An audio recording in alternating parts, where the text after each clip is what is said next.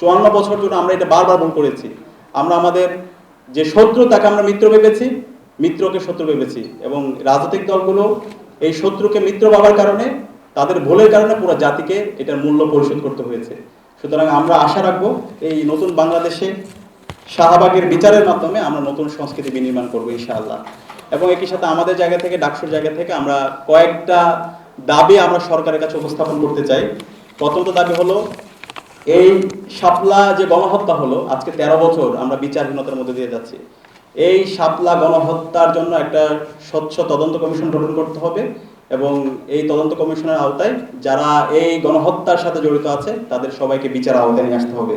বিশেষ করে ওই সময় পুলিশের উচ্চপদস্থ, পুলিশের আইজিপি, ডিএমপি কমিশনার, র্যাব এবং সীমান্ত রক্ষা বাহিনী, বিজেপির যারা ডিজি ছিল, তাদের প্রত্যেককে এবং খুনি হাসিনাকে বিচারের আওতায় নিয়ে আসতে হবে। রাষ্ট্রীয়ভাবে এই শাপলা গণহত্যাকে স্বীকৃতি দিতে হবে। আমাদের এটা খারাপ লাগে, এখন পর্যন্ত আমরা রাষ্ট্রীয়ভাবে শাপলা গণহত্যাকে স্বীকৃতি দিতে পারি নাই।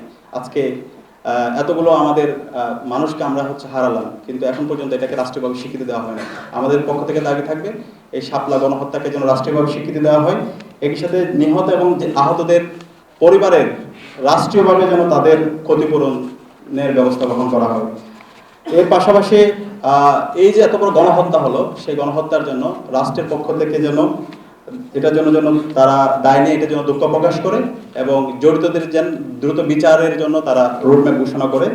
এবং এখন পর্যন্ত যেহেতু আমরা শহীদদের সংখ্যা নির্মাণ করতে পারি নাই, আইডেন্টিফাই করতে পারি নাই, এই তদন্ত কমিশন দ্রুত সময়ের মধ্যে সকল ভিকটিমদের সাথে বসে এবং ওই সময়ের ঘটনা প্রবাহগুলো এবং ওই সময় যে মানবাধিকার সংগঠনগুলো ছিল তাদের সাথে বসে শহীদদের প্রকৃত সংখ্যা যেন জাতির কাছে প্রকাশ করে, এই দাবিগুলো থাকবে। আমরা আশা করছি এই স্বাধীন বাংলাদেশে, নতুন বাংলাদেশে আমরা এই জায়গায় সবাই একমত হব। এই শাহবাগের বিচার, যারা বাংলাদেশে সবসময় ফেসিবাদ কায়েমে সহায়তা করেছে, যারা আজকের যে সরকার, বিএনপি সরকার, এই বিএনপি সরকারের শহীদ জিয়াকে সবসময় মিলিটারি রুলার হিসাবে যারা সবসময় দেখিয়েছে, এবং শহীদ জিয়ার পার্বত্য চট্টগ্রামে যে প্রজেক্টগুলো আছে, যার মাধ্যমে আজকে বাংলাদেশের অখণ্ডতার জন্য এই শহীদ জিয়ার গুরুত্বপূর্ণ অবদান, সেই পার্বত্য চট্টগ্রামের সকল প্রজেক্ট, সকল স্বাধীনতা সার্বভৌমত্ব রক্ষার জন্য সকল কাজগুলোকে যারা সবসময় বিভিন্নভাবে ফ্রেমিং করেছে দখলদার বলে, এই শাহবাগী শক্তিদেরকে যেন তারেক জিয়া সরকার তাদের বিরুদ্ধে যেন তাদেরকে বিচার আওতায় নিয়ে আসে, এবং বিচারের আওতায় নিয়ে এসে বাংলাদেশকে যেন একটা সুখী, সমৃদ্ধ এবং আত্মনির্ভরশীল দেশ হিসেবে বিনির্মাণের জন্য কাজ করে, সে উদাত্ত আহ্বান জানিয়ে এবং শাপলার শহীদদের আমি আবারও শ্রদ্ধার সাথে স্মরণ করে আমি আমার কথা শেষ করছি। আসসালামু আলাইকুম।